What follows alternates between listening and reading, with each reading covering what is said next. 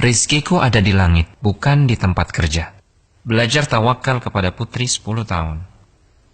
Hatim Al-Asam rahimahullahu ta'ala, salah seorang ulama besar kaum muslimin, teladan kesederhanaan dan tawakal. Hatim rahimahullah suatu hari berkata kepada istri dan 9 putrinya, bahwa ia akan pergi untuk menuntut ilmu. Istri dan putri-putrinya keberatan, karena siapa yang akan memberi mereka makan? Salah satu dari putri-putri itu berusia 10 tahun dan menghafal Al-Quran. Dia menenangkan semua.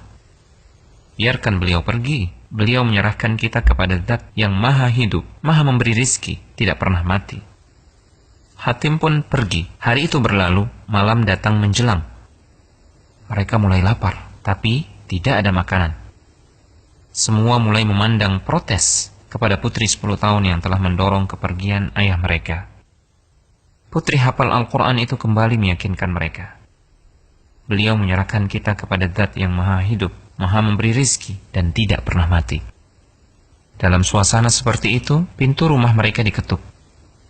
Pintu dibuka, terlihat para penunggang kuda. Mereka bertanya, "Adakah air di rumah kalian?" Penghuni rumah menjawab, "Ya, kami memang tidak punya apa-apa kecuali air." Air dihidangkan, menghilangkan dahaga mereka.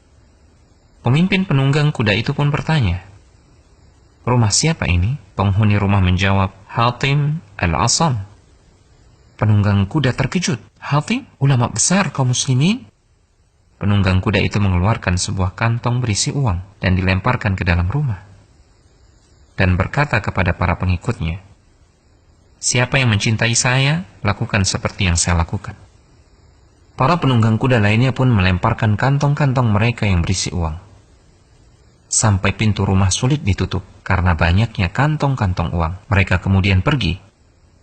Tahukah antum siapa pemimpin penunggang kuda itu? Ternyata dia adalah Abu Ja'far Al-Mansur, Amirul Mukminin. Kini giliran putri 10 tahun yang telah hafal Al-Quran itu memandangi ibu dan saudari-saudarinya. Dia memberikan pelajaran akidah yang sangat mahal sambil menangis. Dia berkata, "Jika satu pandangan makhluk bisa mencukupi kita, maka bagaimana jika yang memandang kita adalah Al-Khaliq?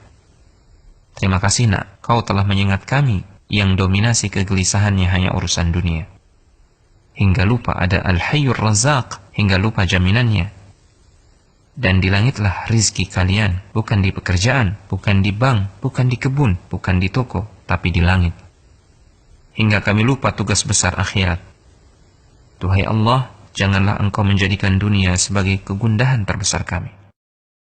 وَفِي السَّمَاءِ رِزْقُكُمْ وَمَا تُوعَدُونَ فَوَرَبِّ السَّمَاءِ وَالْأَرْضِ إِنَّهُ لَحَقٌّ مِثْلَ مَا أَنَّكُمْ تَنطِقُونَ